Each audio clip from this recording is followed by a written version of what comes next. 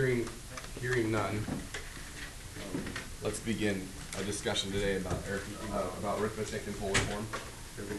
We really were just scratching the surface yesterday as we began to talk about representing complex numbers in polar form. It's something like you can do, and maybe you find it like entertaining in its own right, and it sounded interesting, but yet you haven't like seen maybe the full power of representing complex number in polar form, but you will in a minute. Okay. You're really right out of the gate. We start with a little bit of a thought experiment here, a little bit of a exploration. I'd like you to try this right now, multiplying these two complex numbers that are written in polar form. And I just want you to see what happens when you multiply two complex numbers in polar form. So I have here two general polar form numbers, right? Z1 with R1 and theta 1, and Z2 with R2 and theta 2. And by multiply them, I mean like actually expand this out, right? Actually do the multiplication. If you want to keep the R1 and R2 on the outside, that would be fine. You can keep those just kind of out of the mix, the R1 and R2. But I really do want you to multiply all that out, right? The two binomials, cosine theta plus I sine theta, and cosine theta 2 plus I sine theta 2.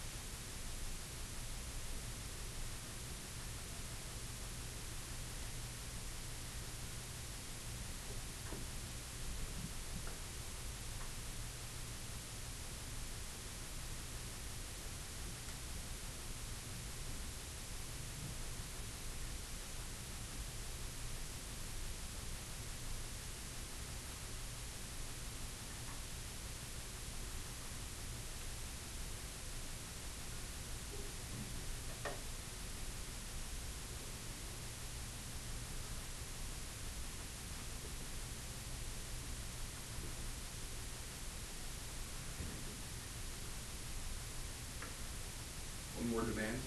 Could you collect the terms that have an I and the terms that don't have an I? That makes sense.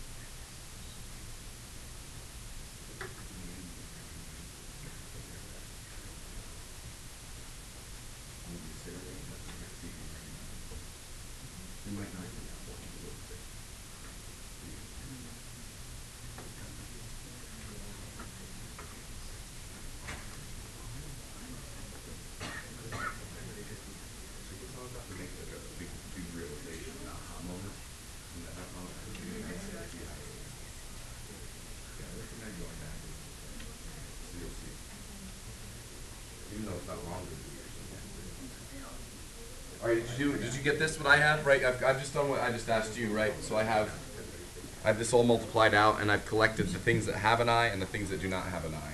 Okay? Yes? So the red part is like the real, and the blue part is like the imaginary part of this new complex number, which represents the product of Z1 and Z2. And then I just need you to like step back for a second and notice what you see in red. What is that?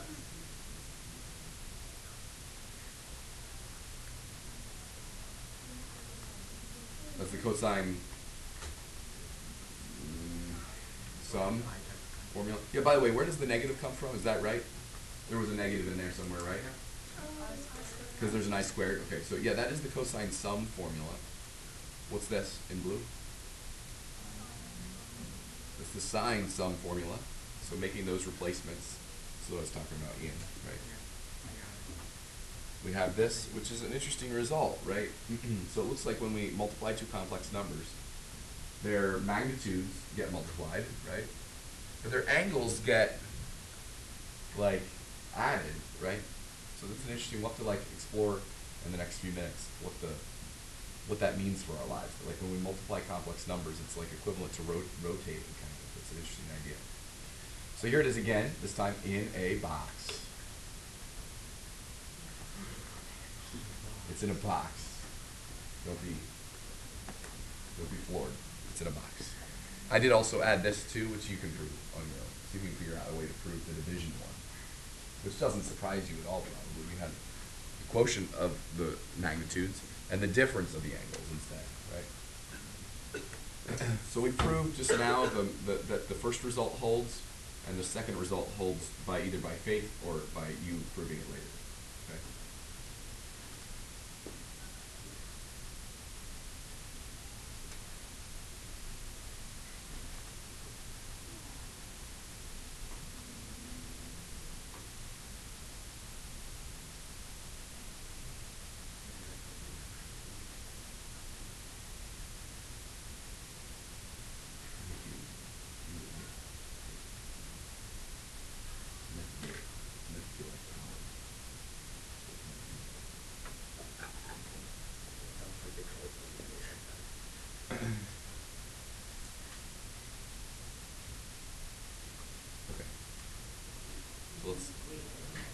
Oh, sorry. Alexis has got you covered. All right, let's actually multiply these two complex numbers. We'll color code this operation. In red, I've got 5 cis 50 degrees. That's here. 5 units out at 50 degrees is, oh, I don't know. How about there or something? Does that look good? 5 units out. And blue, 7 units out at 20 degrees. So like there. How about, let's go back over here. Red times blue is purple.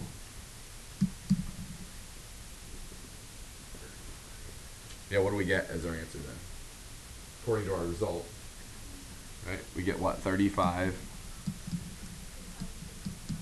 cis.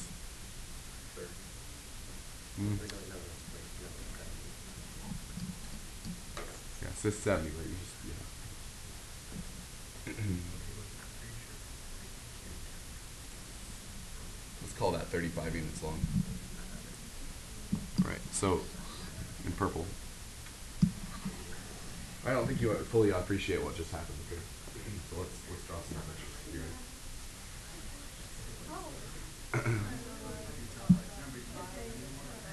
All right. Let me reintroduce imaginary numbers to you. Are you ready? As if you've never heard of them before. You're gonna like this. Okay. So, and this makes sense based on we just did a unit on vectors recently, right? You now understand like multiplication really as like a scaling or flipping operation, kind of, right? Like if you multiply even in one dimension, now you have this understanding that if you multiply 2 by 5, say, that really what you're doing is like scaling, right? You're like stretching the number line out, right? You're like 2 moves to 10 almost, right? It's like an operation on all the points. Multiplication by 5 is like a dilation. You know, even if they're talking to an elementary school student, you're only working in one dimension on the real number line, you can still use the language of vectors. What happens when you multiply? How do we get to -2? How do we have this go in the opposite direction? What do you have to do to get from, if you're living at -2, how do you get to, excuse me, at 2, how do you get to -2? Yeah, you multiply by a -1, yes? Okay. Kind of corresponds to like a 180-degree rotation, okay? That's what happens when you multiply by -1. You kind of reflect through the origin, or you can think about it as a 180-degree rotation of your numbers, right? Well, it's a natural question maybe to ask innocently. How would you rotate the number 2 about the origin?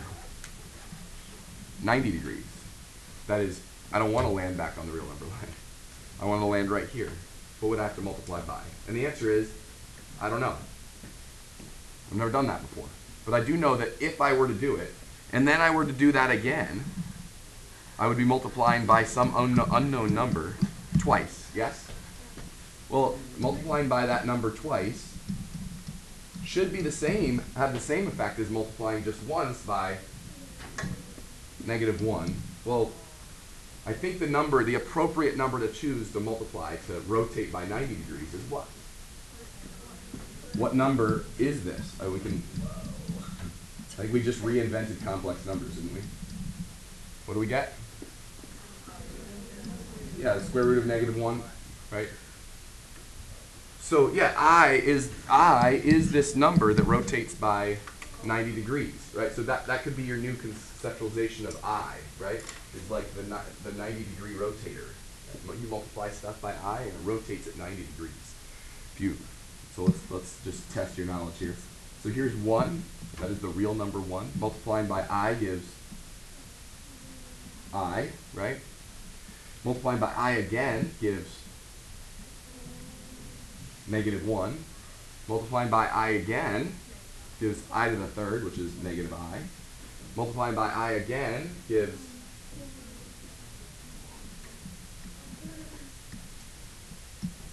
gives 1. What's I to the 5th? I again. I to the 6th? 7th? 8th? Have you done this before?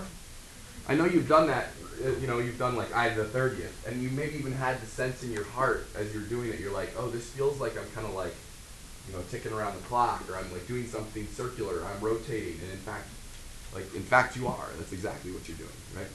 So, I hope you see that. And there's more to the story. You just really are just scratching the surface of like how complex numbers and rotations and transformations kind of tie together. I'll give you 3 minutes to do these two problems.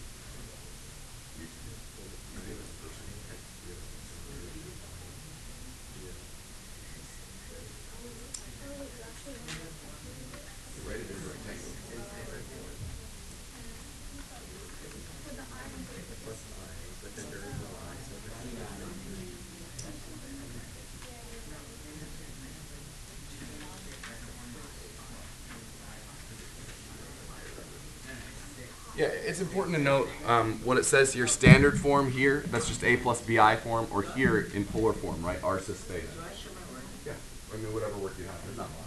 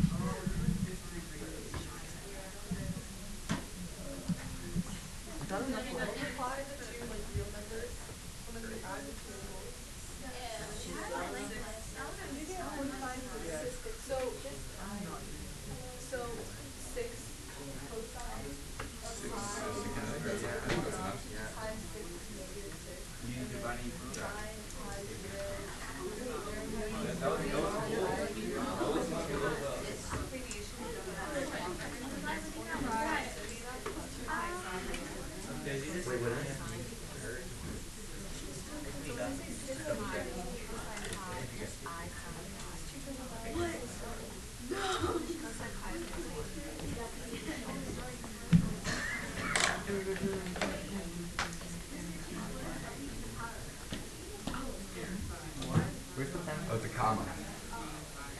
It's on your desk. Oh. It's like a comma, right? Are you okay with the answer on the first one? That's correct. -6 is the answer, right?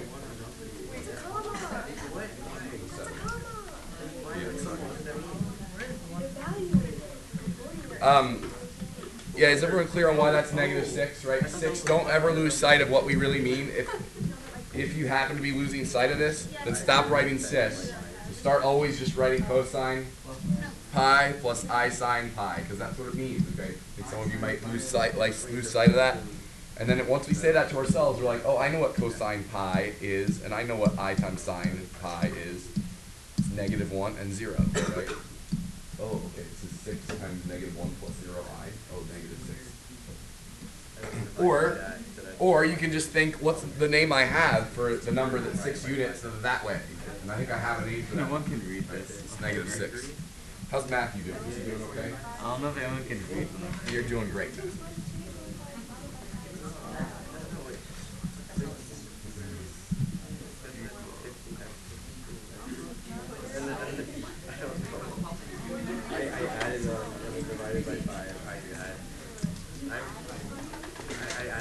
How did he do? Is that what you got, friend?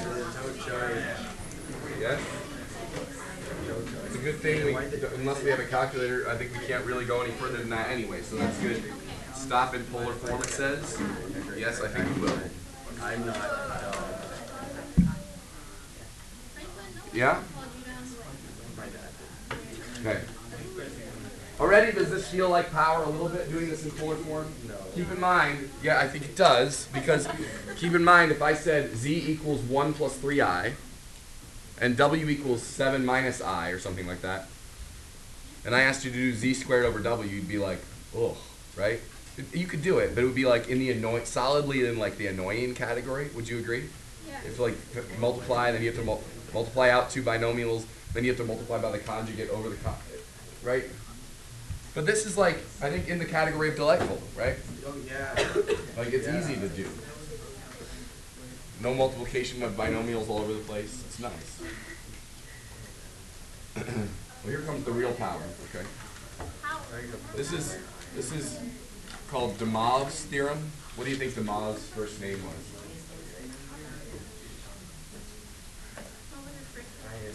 I mean, it's got to be like Jacques or something, right? Or like Francois or something, right? Right? No, it's John. Or like Gerard or something. No, it's Abraham, actually. Oh, that's so cool. You didn't see that coming, did you? Yeah. Okay. This follows almost immediately, like it says, from the previous results. It just makes sense. I mean, you just squared z a second ago, didn't you? Squaring something was easy. Just multiplying z times z. So in general, if you multiply a complex number by itself multiple times, then you just get multiple copies of theta, don't you? And of course, the r value is now r to the n. So. And scratch this. Normally this is called Unit 11, and we just did Unit 10. You can't prove this, sorry. Okay. I mean, in a rigorous way. You'll learn in Unit 10 how to do a proof technique that allows us to prove that more rigorously. But right now, at the very least, it feels very true, doesn't it? I mean, just by inspection. If you do a couple, like if you do z squared on the last slide, didn't you just multiply? I mean, you're fine. You really don't need this at all, do you? If you do z, if you take something to the 5th power, we already know how to multiply, so I think we know how to exponentiate, don't we, in polar form?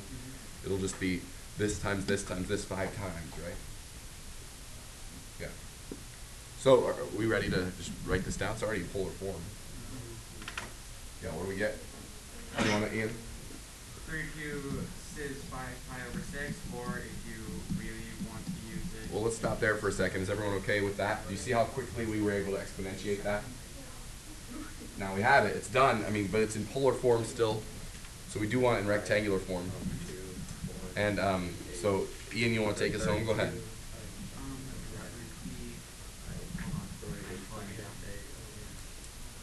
So don't forget that, remember, this is cosine of 5 pi over 6 plus I sine 5 pi over 6, right? So what is the cosine of 5 pi over 6? Negative something. How about negative root 3 over 2 plus 1/2 I. So in rectangular form, we have negative 16 root 3 plus 16 I. So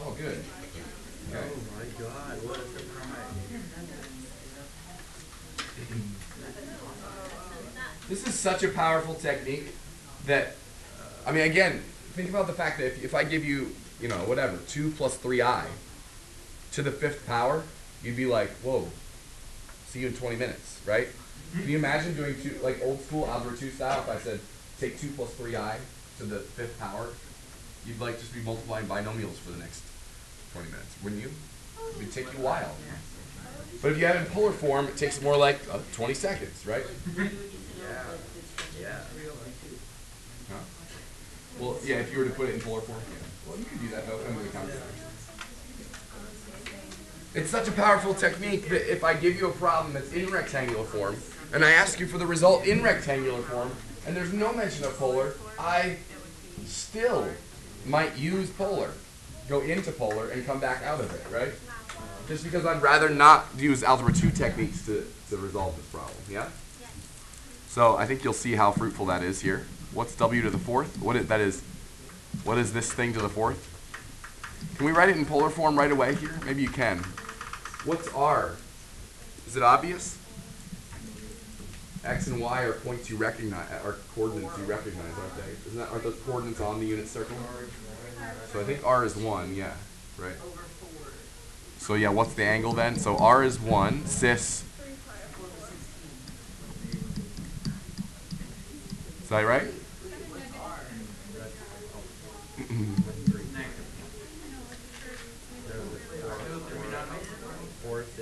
No more, Ian, sorry.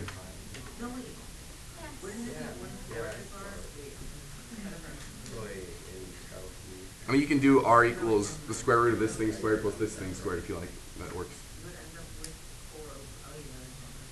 Or you can just remember that that's a set of coordinates you know on the unit circle.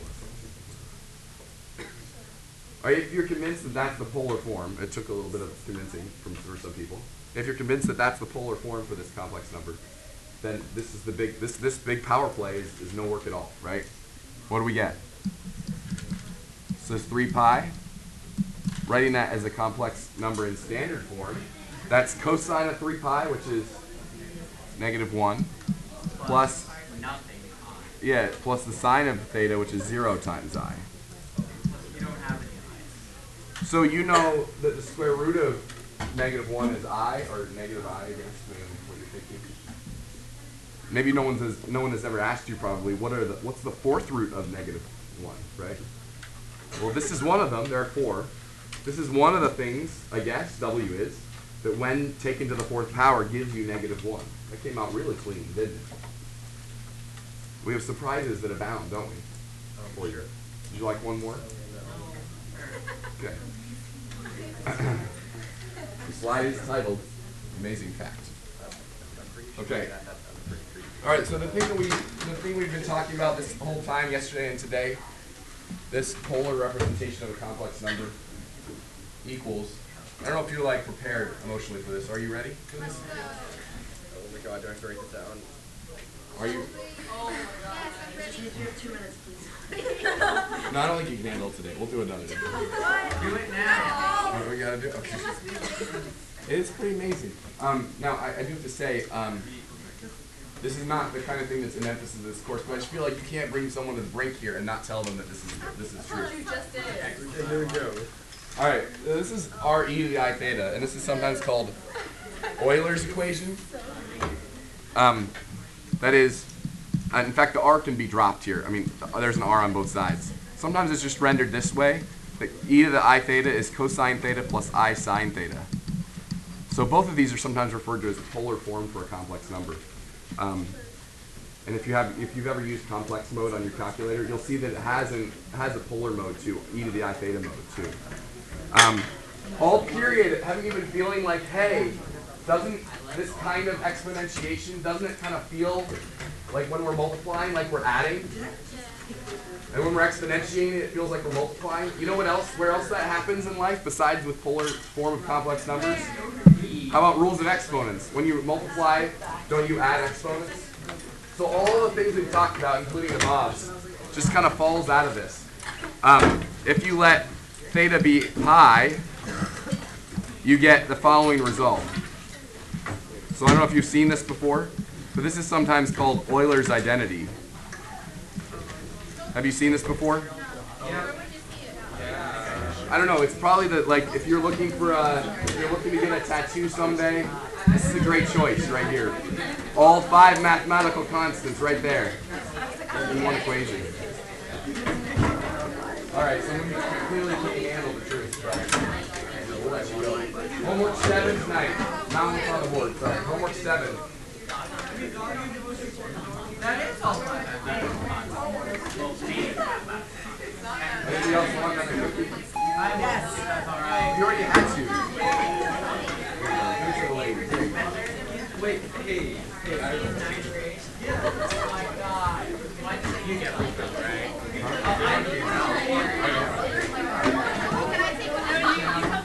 Oh yeah, I checked. All right. You already had 17 Sprite. Yeah, I did. Tennis has been canceled for today. Again, boys, tennis has been canceled for today. Oh, okay. Who wants the Sprite? That's so weird, but It's good for you. Have a great day, you guys. Let's just keep bringing food every day, okay? oh yeah. Have a great day, you guys. See you tomorrow. The accident that was just to finish the worksheet. Oh, okay. You didn't do the book problems? Yeah, I can do the Okay, check yeah, for do it. practice, but like I just last night I like also Yeah, you still do those. yeah. I actually have a quick question.